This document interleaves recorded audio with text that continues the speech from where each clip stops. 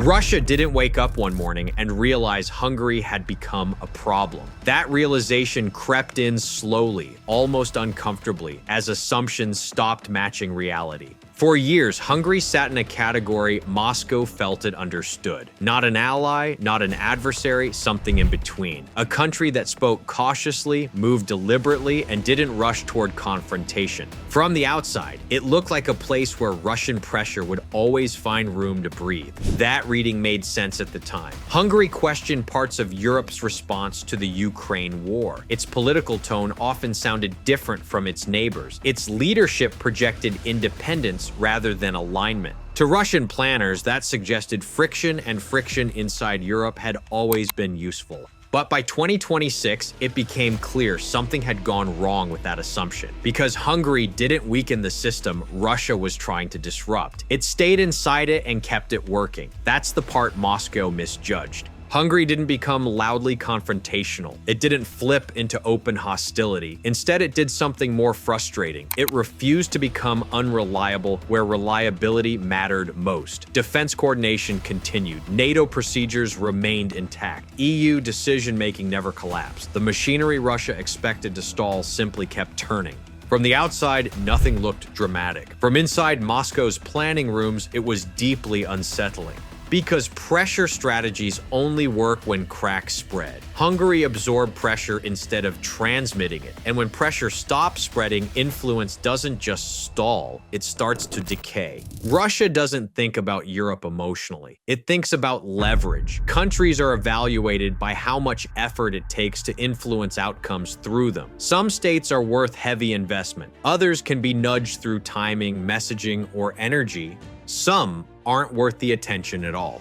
Hungary was treated as manageable, not because it was pro-Russian, but because it looked structurally soft, a place where disagreement might slow collective action. That softness never materialized. What emerged instead was more frustrating, a separation between rhetoric and function. Political messaging stayed flexible, sometimes skeptical, institutional behavior stayed aligned, commitments were met, processes weren't derailed, planning didn't fracture. Russia waited for ambiguity to turn into obstruction. It never came.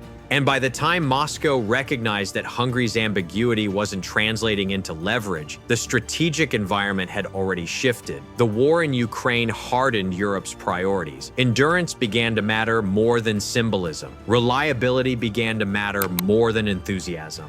In that environment, Hungary's quiet consistency started carrying more weight than louder declarations elsewhere.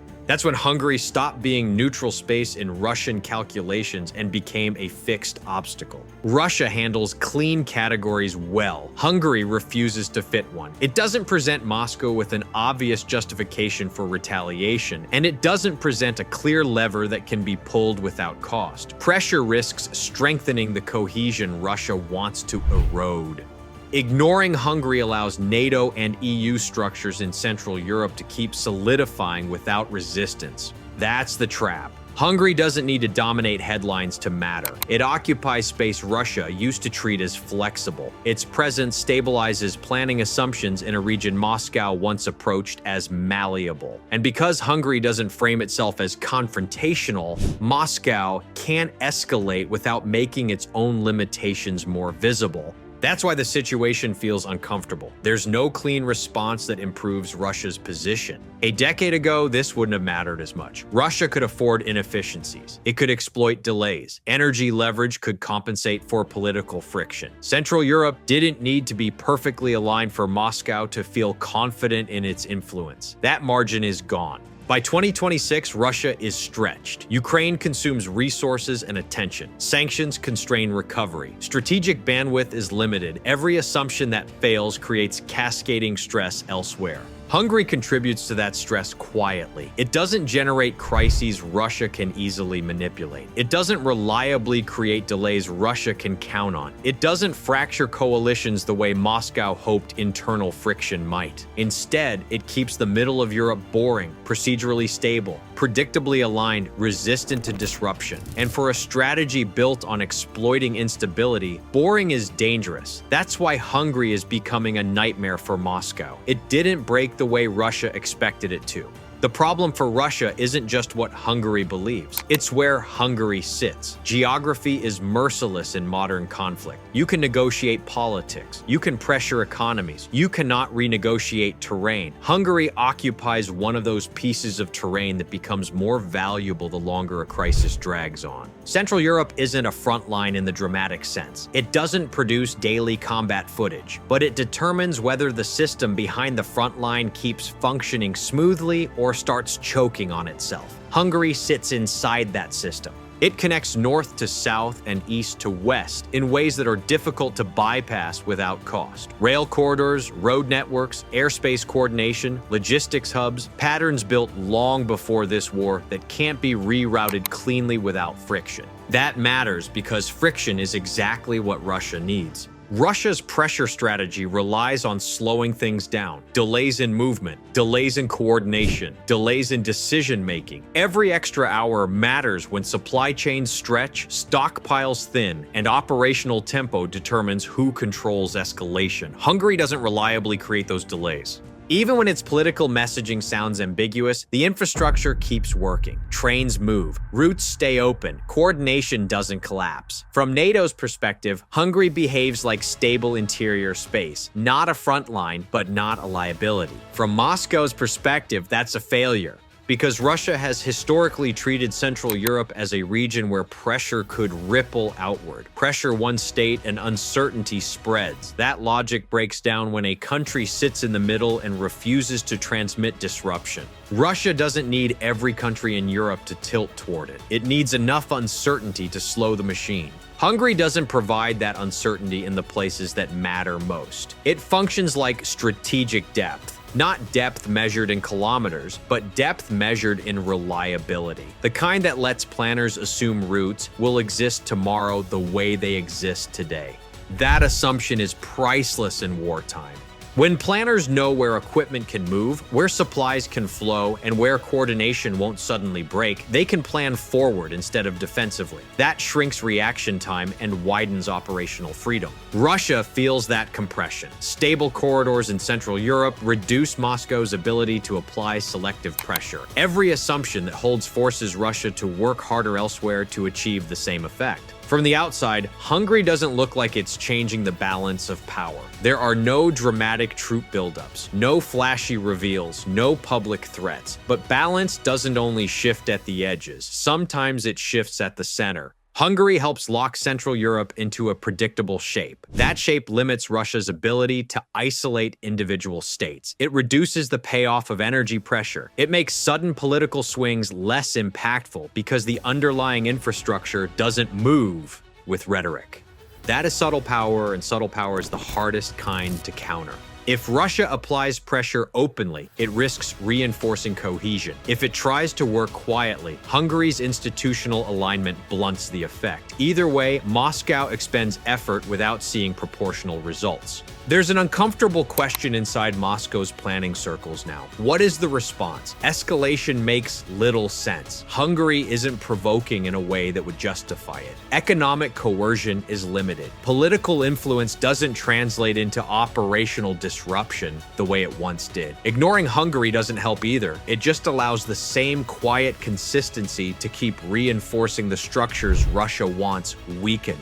That's the worst kind of strategic dilemma. No option improves your position. Hungary doesn't force a confrontation. It forces acceptance. And acceptance is something Russian strategy has always struggled with. What makes Hungary dangerous in 2026 isn't what it does alone. It's what it normalizes. It shows that political independence doesn't have to produce dysfunction. It shows that disagreement doesn't automatically fracture institutions. Once that model exists, exploiting internal differences becomes harder. Turning hesitation into leverage becomes harder. Hungary quietly proves the middle doesn't have to wobble. And when the middle holds, pressure campaigns lose efficiency. If you're looking for the moment where Hungary suddenly looks threatening on a chart, you won't find it. That's the mistake. Russia is very good at reading numbers, tank totals, brigade counts, budget lines. Those metrics work when power is loud and linear. Hungary isn't operating in that space. What's changed instead is how Hungary's military fits into the wider European system, and that matters far more than raw mass. For years, Hungary's armed forces were treated as peripheral, capable but not decisive, relevant locally but not essential. That perception lingered long after it stopped being accurate.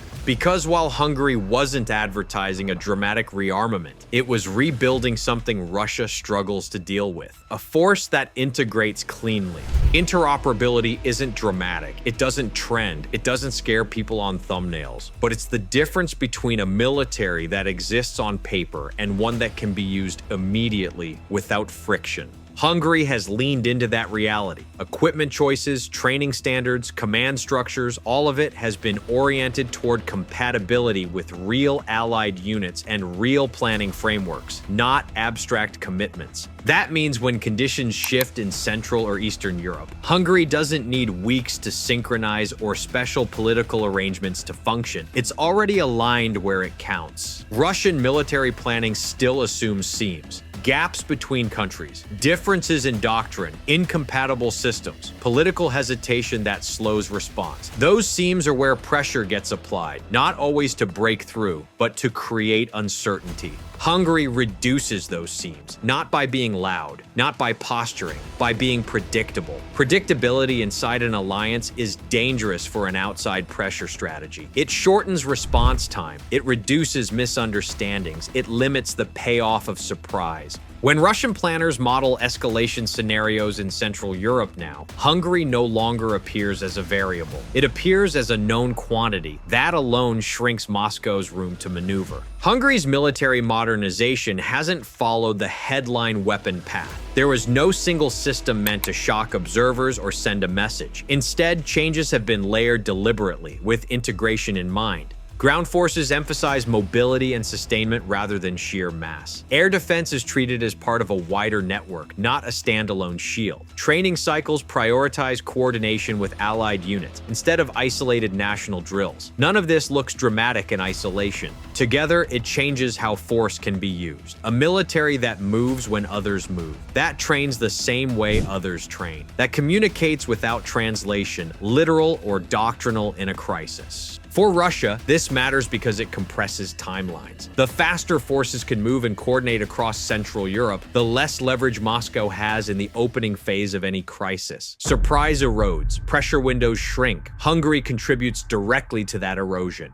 From Moscow's point of view, Hungary's posture is irritating in a very specific way. It's defensive enough to deny justification for escalation, but capable enough to deny exploitation. That middle ground is uncomfortable. Weak militaries invite pressure. Aggressive militaries invite counter-pressure. Quiet, integrated, competent forces don't invite anything useful at all. Russia can't threaten Hungary without looking disproportionate. It can't ignore Hungary without accepting tighter regional coordination. And it can't peel Hungary away without confronting the reality that institutional alignment runs deeper than political tone. That same dilemma exists elsewhere in Europe, but Hungary embodies it especially well because it sits at the crossroads. Short conflicts reward shock. Long conflicts punish inefficiency. The war in Ukraine has dragged Europe into the second category. Sustainment, coordination, industrial output, and movement reliability now matter more than symbolic strength. Hungary's military contributes to that environment by being usable, not heroic, not cinematic, usable. And usable forces change calculations even when they never fire a shot. Every unit that moves smoothly across borders reduces strain on frontline states. Every interoperable formation lowers the risk of miscalculation. Every predictable actor stabilizes the system Russia is trying to destabilize. That stabilization compounds over time, and Moscow can feel it. This is where Hungary starts to matter in a way that doesn't show up on maps or order of battle charts. Wars aren't decided by who has the most equipment on day one. They're decided by who can keep producing, repairing, and replacing when day one is long gone. Russia understands this better than most countries. Its entire post-Soviet military culture was built around the assumption that wars would be short, violent, and decided before industrial weaknesses mattered. Ukraine shattered that assumption. Hungary's quiet role in Europe's industrial recovery makes that problem worse for Moscow. Hungary has positioned itself as something NATO needs and Russia dislikes, a stable manufacturing and maintenance node in Central Europe that isn't politically fragile and isn't logistically isolated. This isn't about wonder weapons. It's about keeping the machine running. Modern European militaries are rediscovering an uncomfortable truth. You can't surge production overnight. You can't invent skilled labor during a crisis. You can't fix broken supply chains once missiles are already flying. So the work has been happening in advance, quietly, bureaucratically, permanently. Facilities tied to armored vehicle production, maintenance, and component manufacturing don't attract headlines, but they anchor capacity. They shorten repair loops. They reduce reliance on single-country bottlenecks. They allow damaged equipment to cycle back into service faster than Russia would prefer. From Moscow's perspective, this is infuriating because it removes one of its favorite pressure points: time. Russia still thinks in terms of shock. Europe is being forced to think in terms of endurance. That difference shapes everything. Hungary's defense industrial posture doesn't provoke, it doesn't threaten, but it quietly supports the one thing Russia struggles to counter without widening the conflict: sustainment, the ability to keep forces operational, the ability to repair rather than replace, the ability to absorb losses without panic. Every additional repair hub, manufacturing partnership, and logistics node in Central Europe makes it harder for Russia to believe it can outlast NATO's attention span. Hungary contributes to that confidence by being reliable, not loud. Russia knows how to coerce governments. It knows how to apply energy pressure. It knows how to manipulate political narratives. What it struggles with is structural resilience. You can't intimidate a supply chain the way you intimidate a state. You can't destabilize a repair facility with rhetoric. You can't pressure an industrial partnership without escalating beyond plausible deniability. Hungary's industrial role sits in that awkward zone where interference becomes obvious and costly, but ignoring it allows NATO's endurance to harden. That's a bad trade for Moscow, and it gets worse over time. Because once production lines are integrated, once training pipelines exist, once logistics are standardized, walking away becomes expensive and disruptive. Hungary isn't just contributing capacity, it's locking it in.